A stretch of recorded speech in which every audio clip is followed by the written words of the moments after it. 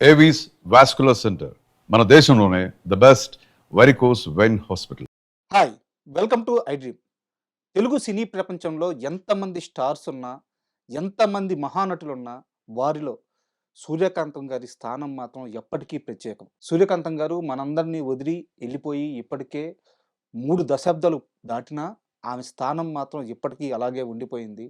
సూర్యకాంతం గారి నటనా ప్రస్థానం గురించి అది ఒక చరిత్ర. దాని గురించి ఎందరో మహానుభావులు తమ అనుభవాలను స్క్రీన్ ముందు పంచుకున్న సందర్భాలు చాలా ఉన్నాయి. అయితే నేరుగా వారితో పనిచేసిన సీనియర్ దర్శకులు కనగల జయకుమార్ గారు ఈరోజు మనతో స్టూడియోలో ఉన్నారు.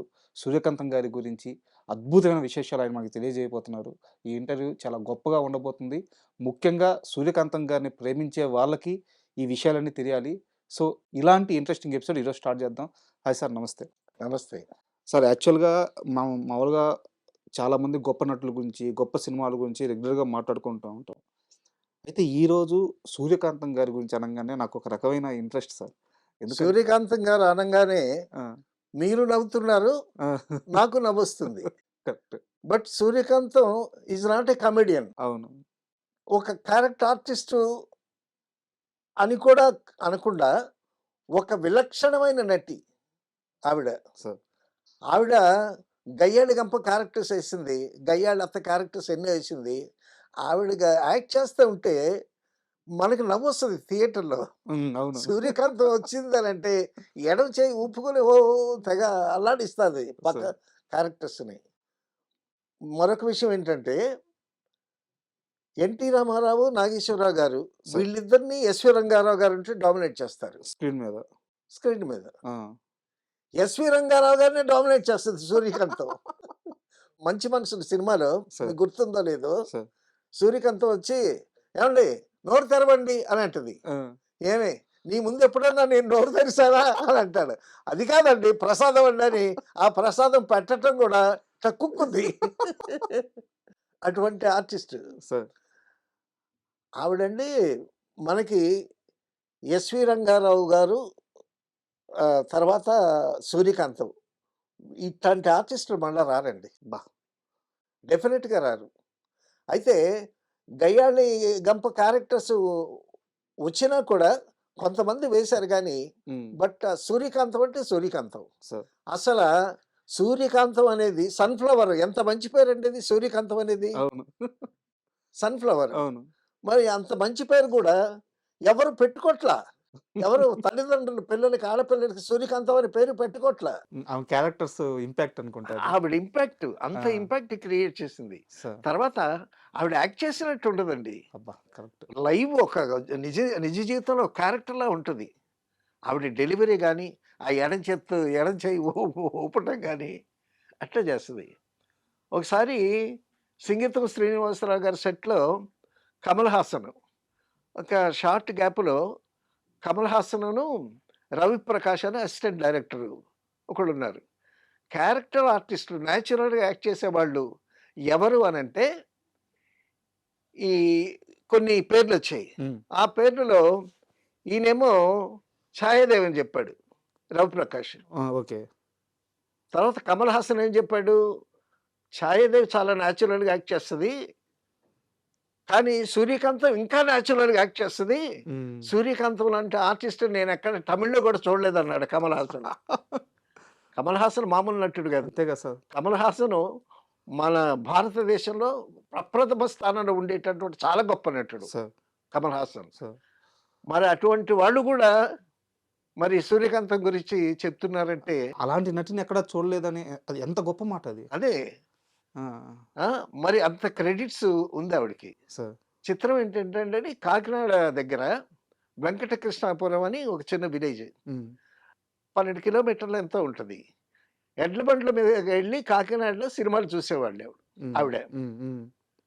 ఆవిడకి ఆవిడతో తల్లిదండ్రులకి మొత్తం 14 సంతానం. ఓకే. 14 సంతానంలో 10 మంది చనిపోయారు. ఓహ్! అప్పట్లో మెడికల్ ఫెసిలిటీసు, బాల్య మరణాలు ఎక్కువగా ఉండేవి. సో 14 మందిలో 10 మంది చనిపోతే నలుగురు మిగిలారు. ఈ నలుగురిలో 3 ఆడపిల్లలు, ఒక అబ్బాయి. ఈ నలుగురిలో కూడా ఆఖరిది ఈ అమ్మాయి. సూర్యకాంతం గారు. సూర్యకాంతం ఆఖరిది. సార్. ఇప్పుడు సూర్యకాంతం గారు అనే కూడా రావట్లా నాకు. ఉమ్. సూర్యకాంతం అంటే అదొక బ్రాండ్, అంటే అదొక మీది ముద్ర. వేర్లేదు సార్, మీరు నేరుగా వారితో సినిమాలు చేస్తున్నారు కాబట్టి అదే మీకంటూ అదే నేరుగా పరిచయం ఉంది, కాలం ఛానల్ మారి ఉంది కాబట్టి. కాలం మారిందిలో పనిచేసాము. ఆవిడ సూర్యకాంతం యాక్ట్ చేసింది. ఉమ్, విశ్వనాథ్ గారు is a serious director. Sir అన్నీ పర్ఫెక్ట్గా వచ్చాయి లేదా అదేదైనా చూస్తుంటాడు. సార్ ఆవిడ వచ్చిందంటే పక్కన ముచ్చట్లు పెట్టుకుంటూ ఉంటుంది, అందరితో ముచ్చట్లు పెట్టుకుంటుంది. ఉమ్, పలకరించకుండా వెళ్ళిపోయేవాడిని కూడా పిలిచి, ఏరా పలకకుండా వెళ్ళిపోతున్నావేంటి అని అంటది. ఏంటి గోల అని విశ్వనాథ్ గారు ఇసుక్కునేవాడు. ఓకే. ఆవిడ మీ పని మీరు చూసుకోండి, మా పని మేము చూసుకుంటామని విశ్వనాథ్ గారికి సరదాగా ఆ, సరదాగే ఇంటి నుంచి ఇంత క్యారేజీలు తీసుకొచ్చి అవన్నీ లంచ్లో అందరికీ పంచి ఆవిడ వడ్డించి, ఆ, ఈ డైరెక్టర్లు వాళ్ళు వీళ్ళు ఉంటారు కదా, ఏమయ్యా బక్కగా ఉన్నావు, ఏం డైరెక్టర్ తినవయ్యా, అసిస్టెంట్ డైరెక్టర్ని ఆ, బాగా తిని బాగా మంచి పర్సనాలిటీ పెంచుకోవాలి ఉమ్, అది ఇదని అందరికి కొసరు వడ్డించి. బా, సూర్యకాంతం వస్తే సావిత్రి గారు, తర్వాత సూర్యకాంతం ఫ్రెండ్ ఛాయాదేవి, ఉమ్, వీళ్ళిద్దరు గయ్యాళి గంపలు, వీళ్ళిద్దరు ఫ్రెండ్స్, వీళ్ళతో మంచి ఫ్రెండ్స్. వీళ్ళిద్దరు మంచి ఫ్రెండ్స్. వీళ్ళిద్దరు ఉంటే అబ్బో సెట్ అంతా గందరగోళమే. పక్కన సావిత్రి గారు, అంజలి, ఇట్లాంటి వాళ్ళందరూ ఉంటే వాళ్ళందరూ తెచ్చినటువంటి పలహారాలు తినలేక చచ్చేవాళ్ళండి అందరూ. వీళ్ళ పక్కన రాజబాబు ఉంటే మరి ఇంకా గందరగోళంగా ఉండేది. ఆవిడ వస్తే అంత సరదాగా ఉండేది ఆవిడ. తర్వాత అండి గుండమ్మ కథ అని సినిమా తీశారు. బా, రామారావు గారు, నాగేశ్వరరావు గారు హీరోలు, ఈవిడేమో గుండమ్మ క్యారెక్టర్. రామారావు గారు, నాగేశ్వరరావు గారు మనం చెప్పుకున్నాము, చిరంజీవి మోహన్ బాబు యాక్ట్ చేస్తే నా పేరు ముందు ఉండాలి అని అనుకున్నారు. వేరే ఎపిసోడ్ లో మనం మాట్లాడుకున్నాం. అవును, నేను సీనియర్ని, నా పేరు ముందు ఉండాలి, తను జూనియర్ తర్వాత ఉండాలి అని అనుకున్నాం. మరి రామారావు, నాగేశ్వరరావు గారు అప్పుడు అలాగల్లా గుండమ్మ టైటిల్, ఆ గుండమ్మ టైటిల్ సూర్యకాంత్ అంది, క్యారెక్టర్ పేరు గుండమ్మ. అసలు గుండమ్మ అనేటటువంటి పేరు మన ఆంధ్రాలో తెలుగులో లేదు. గుండమ్మ అనే పేరు ఎక్కడైనా విన్నారా? లేదు. ఎప్పటి నుంచి గుండమ్మ అనేటటువంటి పేరు వచ్చిందంటే గుండమ్మ సినిమా వచ్చిన తర్వాత పేరు వచ్చింది. అది కన్నడ విఠలాచార్య గారు చేశారనుకుంటా ఒక సినిమా. ఆ కన్నడ నుంచి నాగిరెడ్డి చక్రపాణి గారు తీసుకున్నారు దాన్ని. తీసుకుని అదే గుండమ్మ అనే పేరే పెడదాము అని అంటే, గుండమ్మ అనేది అక్కడ రైటర్స్ ఉంటారు కదా, అక్కడ గుండమ్మ అనేటటువంటి పేర్లు మన ఆంధ్రాలో ఏముండాలంటే చక్రపాణి గారు ఏమన్నా తెలుసా, మనం పెడితే అదే ఉంటుందండి అని అన్నాడు. మాయాబజార్లో ఆయన అంటాడు కదా, మనం పేర్లు పెట్టకపోతే, మనుషుల పేర్లు పెట్టకపోతే ఇంకెవరు పెడతారు, వేయండి 2 వీరతాళ్ళు వీరికి. వాడు మనోళ్ళని అస్మదీయులు అంటా ఉంటాయి, మనోళ్ళు కాని వాళ్ళని ఏమంటే తసమదీయులు అని అంటాడు. ఎవరో కనిపెట్టకుండా కొత్త పదాలు ఎలా పడతాయి, ఎవరో కొత్త పదాలు ఏంటి వేరుతాళ్ళు. అలాగా చక్రపాణి గారు చాలా జీనియస్. సో ఆ గుండెమనే పేరు పెడదామయ్యా, మనం పెడితే మిగతా వాళ్ళు పెట్టుకుంటారు అని అన్నారు. సారీ టు ఇంటరప్ట్ యు, చిన్న డౌట్. ఒకవైపు ఎన్టీఆర్ గారు, ఒకవైపు ఏఎన్ఆర్ గారు, అవును, మామూలు హీరోలు కాదు. అవును, అలాంటి వాళ్ళిద్దరూ హీరోలుగా యాక్ట్ చేస్తున్నప్పుడు సూర్యకాంతం గారి క్యారెక్టర్ మీద టైటిల్ పెట్టి సినిమా తీస్తానంటే వాళ్ళిద్దరు ఎలా ఒప్పుకున్నారు? ఆ సాహసం ఎలా చేశారు? ఆడియన్స్ ఎలా యాక్సెప్ట్ చేశారు? వాళ్ళ అంటే టొటాలిటీ అండి, సినిమా అనేది టొటాలిటీ. తర్వాత ఆవిడ క్యారెక్టర్ చాలా హైలైట్ అయిన క్యారెక్టర్ గుండమ్మలో. సో ఇప్పుడు మాయాబజార్ తీశారు, అందులో హీరో ఎవరంటే ఎస్వి రంగారావు చెప్తారు. అంతే. మరి రామారావు గారు ఉన్నారు, నాగేశ్వరరావు గారు ఉన్నారు, మరి ఆయన మీద వెళ్ళింది కథ. అంతే. సో కాబట్టి ఏంటంటే వాళ్ళు నిజంగా ఆర్టిస్టులు కాబట్టి, బాగా నేర్చుకున్నారు కాబట్టి, బాగా సంయమనం ఉన్నవాళ్ళు కాబట్టి డెఫినెట్గా కామ్గా ఉన్నారు. తర్వాత నాగిరెడ్డి చక్రపాణి గారు వాళ్ళు డిసైడ్ చేశారు గుండమ్మ కథ అని. సో ప్రొడ్యూసర్ల మీద గౌరవం కూడా. సో వీళ్ళకి మెంటల్ డిసిప్లిన్, ప్రొడ్యూసర్ల మీద ఉన్న గౌరవం, ఇవన్నీ సో మెనీ ఫ్యాక్టర్స్ ఆ సినిమా చేయటానికి. అసలు ఆ సినిమా కథ కేవీ రెడ్డి గారిని చేయమంటే ఇంతలో కథ లేదు నేను చేయను అన్నాడు కేవీ రెడ్డి గారు గుండమ్మ కథని. అప్పుడు మన కమలాకర్ కాపేశ్వరరావు. కమలాకర్ కామేశ్వరరావు గారు టేకప్ చేశారు. ఉమ్, కమలాకర్ కామేశ్వరరావు గారు టేకప్ చేసి అందులో ఎస్వి రంగారావు గారు, అటుపక్క నాగేశ్వరరావు గారు, రామారావు గారు, గుండమ్మ, తర్వాత ఎల్ విజయలక్ష్మి, ఉమ్. హర్నాథ్. సో అద్భుతమైనటువంటి కాస్టింగ్ అంతా పెట్టి ముఖ్యంగా రమణారెడ్డి గారు. ఆ, రమణారెడ్డి గారు. సో ఉమ్, లెజెండ్స్ అన్నమాట అందరూ. ఆ, ప్రతి ఒక్కరు వాళ్ళ నటనలో నిష్ణాతులు. సార్. వాళ్ళందరినీ చక్కగా వాడుకుని కమలాకర కామేశ్వరరావు గారు దానికి అసలు సినిమాకి మీరు గుర్తుందో క్లైమాక్స్ ఏం లేదు. సార్. జమున్ని ఆ జముని తాలూకా అహంకారం అణిచి అవును, అంతే. అందరినీ ఇంట్లోకి, కలపటం అంతే. ఆ ఇంట్లోకి వెళ్ళడం అది అంతే. అంతే. ఉమ్, అసలు క్లైమాక్స్ లేకుండా అలా సినిమా చేయటం అనేటటువంటిది అది ప్రొడ్యూసర్సా కమలాకర్ కామేశ్వరరావు గారా, డివి నరసరాజు గారు, స్క్రిప్ట్ డివి నరసరాజు గారు, ఇఫ్ ఐ రిమెంబరబుల్. మరి అంత చక్కగా చేసి సినిమా రిలీజ్ చేస్తే రామారావు గారు, నాగేశ్వరరావు టక్కలు చేసుకొని మధ్యలో ఎస్వి రంగారావు ఉంటే ఆ పోస్టర్లు చూసి అవును. సినిమా చూశారు కదండి. అవును. ఆ? కానీ సార్, ఆ గుండమ్మ కథ సినిమా చూస్తున్నప్పుడు ఆ, సూర్యకాంతం గారి యాక్టింగ్ ఉంటుంది సార్. అబ్బా! అద్భుతం. అసలు ఒక టెక్స్ట్ బుక్ రాయించాము సార్ ఆ యాక్టింగ్ మీద.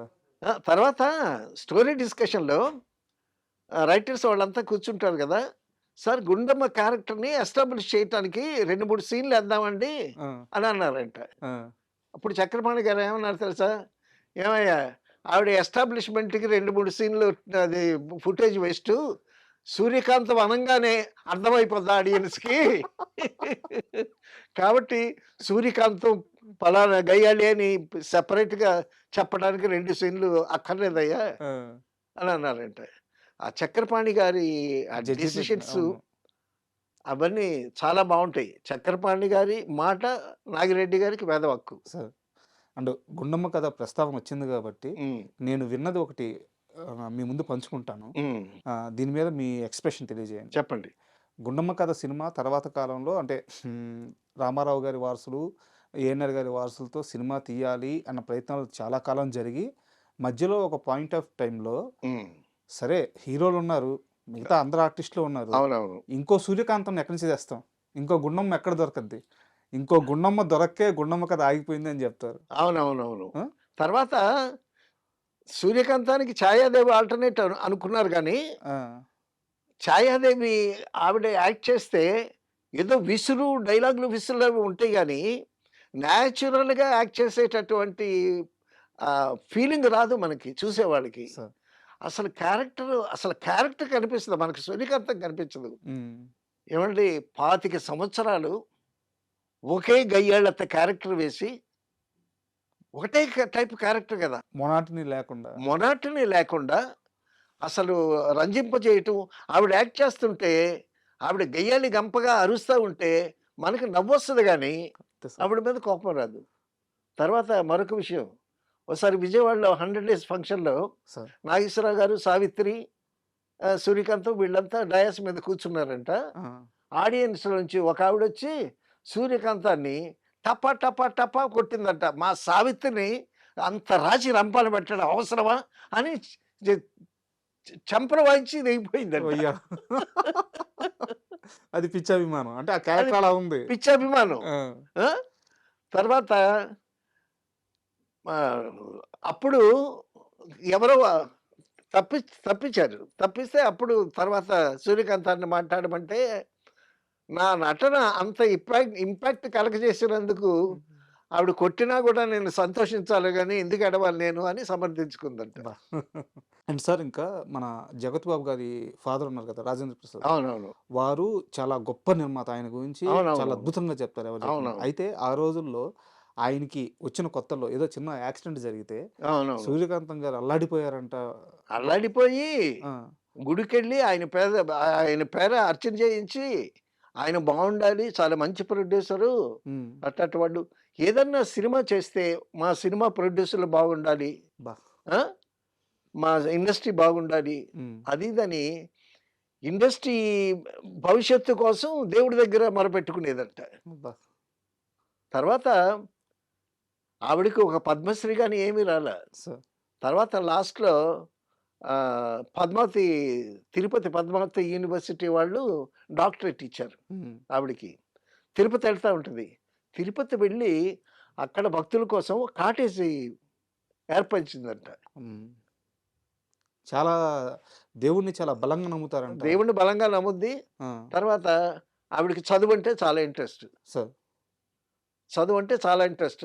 ఏ 7th క్లాసో ఎంతవరకో చదువుకుందంట.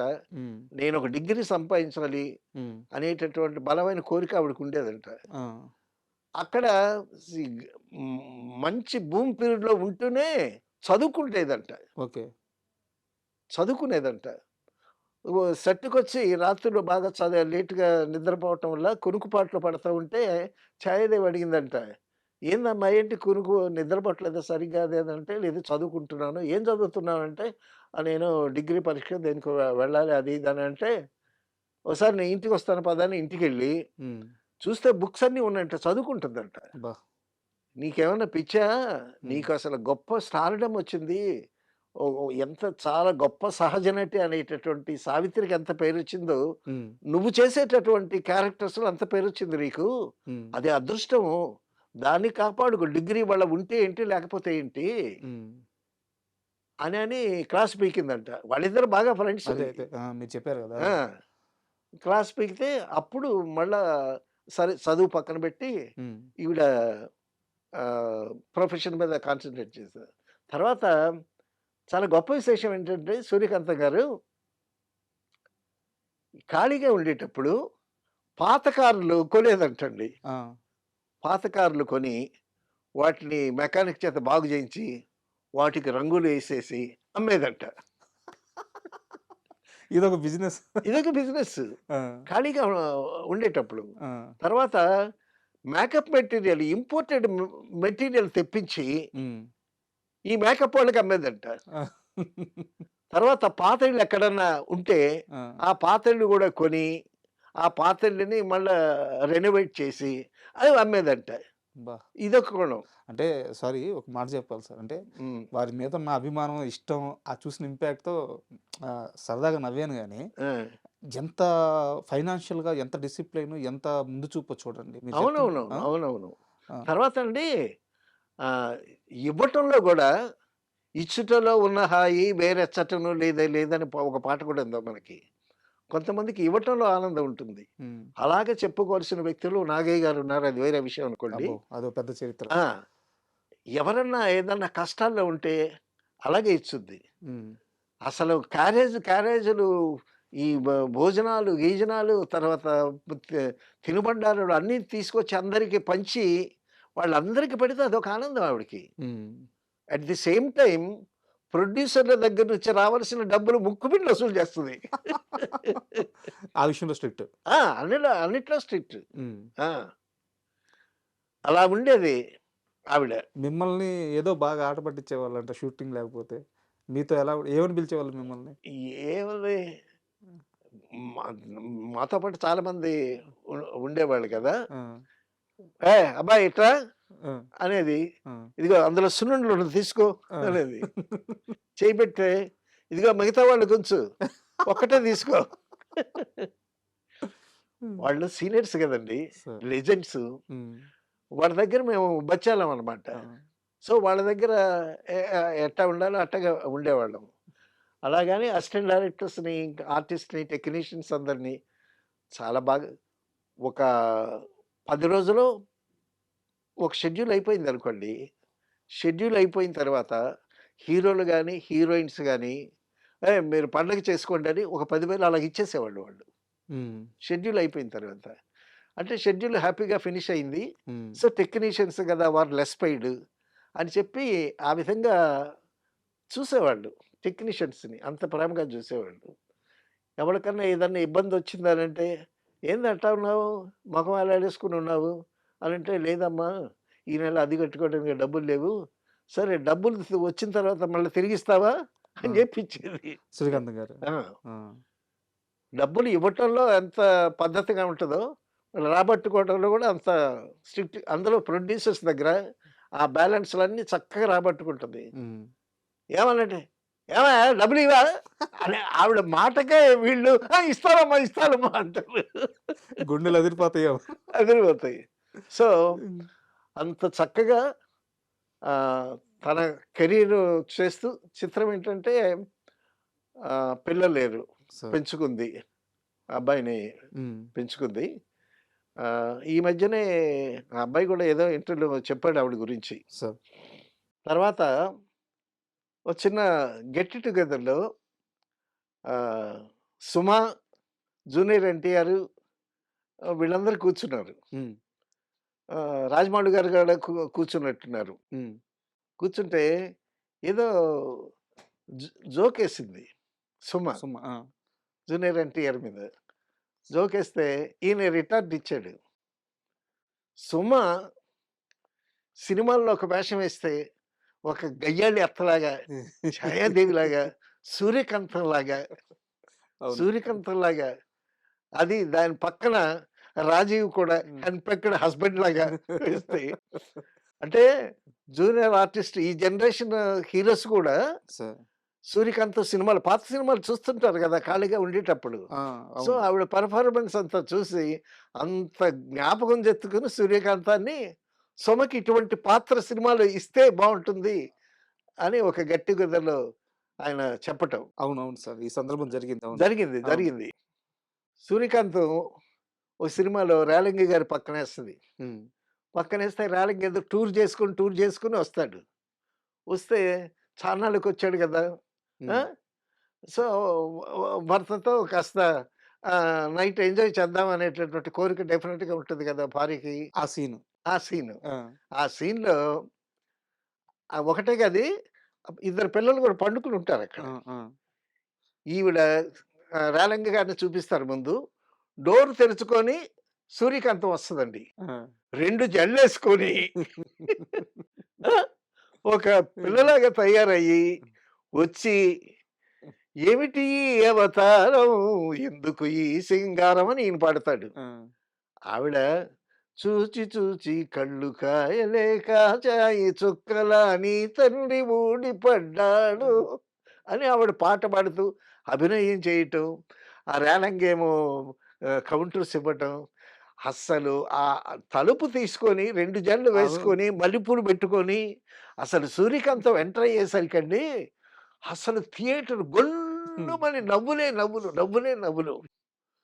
సో అంత అంత హాస్యాన్ని కూడా పండించింది సార్. ఆవిడ. అయితే నేను విన్నది సార్, ఉమ్. ఆమెకి తొలుత అసలు తెలుగు సినిమాల్లో కాకుండా హిందీ సినిమాల్లో నటించాలని కోరిక ఉండేదంట.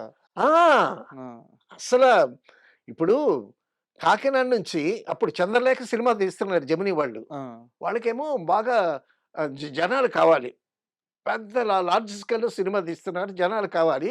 పేపర్లో పబ్లిసిటీ ఇచ్చారు, మాకు జనం కావాలి, యాక్ట్ చేయడానికి ఇంట్రెస్ట్ ఉండేటటువంటి వాళ్ళు మెడ్రాస్ రావచ్చు జెమినీ స్టూడియోస్ కానీ అంటే, ఆ పేపర్ చూసి కాకినాడ నుంచి 2 అమ్మాయిలు బయలుదేరుతున్నారు. ఉమ్, బయలుదేరుతూ సూర్యకాంతాన్ని అడిగారు, వస్తామనంటే ఆ పదండి అని వెళ్ళిపోయింది. వాళ్ళతో పాటు వాళ్ళతో పాటు వెళ్ళిపోయింది. ముందు ఆలోచన లేదు. లేదు ఆ, సినిమాలు ఆవిడకి ఏంటంటే ఈ డిటెక్టివ్ నవల్స్ చదవటం, హిందీ సినిమాలు ఎక్కువ చూసేది. ఓకే. హిందీ సినిమాలు అంటే చాలా ఇంట్రెస్ట్. ఉమ్, ఉమ్, వెళ్ళిపోయింది. వెళ్ళిపోతే వాళ్ళు జెమినీ స్టూడియోలో వాళ్ళు ఏం చేశారు, మీరందరూ ఉండాలి, ఇన్నాళ్ళు పని చేయాలి, అది ఇది అని చెప్పి వీళ్ళ చేత అగ్రిమెంట్ చేయించుకున్నారు. ఉమ్, అగ్రిమెంట్ చేయించుకుంటే అగ్రిమెంట్ సంతకాలు పెట్టింది. పెట్టిన తర్వాత అలా ఖాళీగా ఉండేటప్పుడు పుల్లయ్య గారి దగ్గరికి వెళ్ళారు వీళ్ళు. ఆ, పుల్లయ్య గారి దగ్గరికి వెళ్ళి నేను సినిమాలో యాక్ట్ చేయడానికి వచ్చాను అని అంటే, అప్పుడు పుల్లయ్య గారు నారది అని ఒక సినిమా చేస్తున్నాడు. సరే ఒక చిన్న వేషం వేయమ్మా అని అన్నారు. ఉమ్, నేను హిందీ సినిమాలు యాక్ట్ చేయాలని వచ్చాను, ఆ, జెమినీ వాళ్ళ పెద్ద సంస్థ కదా, వాళ్ళు హిందీ సినిమాలు తీస్తారు, అందుకోసం వచ్చాను నేను అని అంటే, అమ్మా ఇప్పుడు నువ్వు రాక ఇవాళే వచ్చావు, అప్పుడే ఉట్టికెక్కలేని స్వర్గానికి అన్నట్టు ముందు మా సినిమాలో చిన్న వేషం వేయమ్మా ఉమ్, అని అంటే సరే అని వేసిందంట. తర్వాత పుల్లయ్య గారు హెచ్ఎం రెడ్డి గారికి రికమెండ్ చేశారు. హెచ్ఎం రెడ్డి గారి సినిమాలో మోగ వేషం వేసింది. ఆమెకు అసలు సరిపడిన విషయం. అసలు భవిష్యత్తులో అద్భుతంగా అనర్గళంగా డైలాగులు చెప్పాల్సినటువంటి సూర్యకాంతం మొట్టమొదట మోగ వేషం వేసింది. అది ఎలా ఉంటాయి సంఘటనలు కొన్ని కొన్ని మీరు చూడండి. చెప్తుంటే సార్ తెలుస్తుంది ఏంటంటే సినిమాల్లోకి వెళ్ళాలని ప్రయాణం మొదలు పెట్టలేదు. ఎవరో వెళ్తుంటే కాకతాళీయంగా వాళ్ళు పిలిస్తే వాళ్ళతో పాటు వెళ్ళిపోయారు. అవునవును. అయితే దీన్ని ఏమంటారంటే సార్ సినిమా లాక్కుంది. డెస్టినీ. ఇలాంటి గొప్ప నటి అవునవును. నా రంగంలో ఉండాలి, నా ఒడిలో ఉండాలని ఆ కళామ తల్లే లాక్కున్నట్టు లాక్కుంది. సూర్యకాంతం గారిని. తర్వాత అండి అప్పుడు సౌత్ ఇండియాలో మంచి మంచి ఆర్టిస్టులను మీరు చాలా బాగా చెప్పారు. మంచి మంచి ఆర్టిస్టులందరినీ మెడ్రాస్ సినిమా ఫీల్డ్ ఆకర్షించిందండి. హ్మ్. గొప్ప గొప్ప రచయితలు, గొప్ప గొప్ప మేధావులు, గొప్ప గొప్ప సంగీత విద్వాంసులు, గొప్ప గొప్ప నటులు అందరూ మెడ్రాసే కదండీ. సార్. తెలుగు, తమిళు, మలయాళం, కన్నడం అందరూ అక్కడే గదా! అక్కడ పాండే బజార్‌లో నారాయణ కేఫ్ అని ఒకటి ఉండేదండి. హ్మ్. సాయంకాలం పూట ఆర్టిస్టులందరూ సిఎస్ఆర్, లింగమూర్తి, నారాయణరావు పెద్ద పెద్ద ఆర్టిస్టులు వీళ్ళందరూ అక్కడ కాఫీలు తాగి, అక్కడ ముచ్చట చెప్పుకొని, తర్వాత ఒకరికి ఏదన్నా అవసరం ఉంటే ఆ హెల్ప్‌లు గూడా చేసుకొని, హ్మ్. ఆ విధంగా అంత వైభవంగా పెరిగింది సినిమా రంగం. సార్. ఆ సినిమా రంగం సౌత్ ఇండియాలో ఉండేటటువంటి కళాకారులందరిని ఆకర్షించింది. కన్నడ కంటి రాజకుమార్ గూడా అక్కడే ఉండేవాడు. హ్మ్. ఎంజీఆర్, శివాజీ గణేష్‌ను, తర్వాత మలయాళం హీరోలు ప్రేమ్ నజీర్ వాళ్ళందరూ అక్కడే ఉండేవాళ్ళు గదా! హ్మ్. సో, మేమక్కడ ఉన్నాం గదా! We enjoyed a lot. Sir. అది ఒక స్వర్ణయుగం. అది కళామ తల్లి అందరిని ఆకర్షించింది అని అన్నారే, అది that is true. Sir. So, అయ్ ఆ విధంగా ఒక మంచి నటిని ఆవిడ ఇష్ ఆవిడ యాక్టింగ్ గురించి మనం చెప్పాలంటే ఆవిడ సహజ నట, విలక్షణమైన నట, గయ్యాళి గంప క్యారెక్టరా?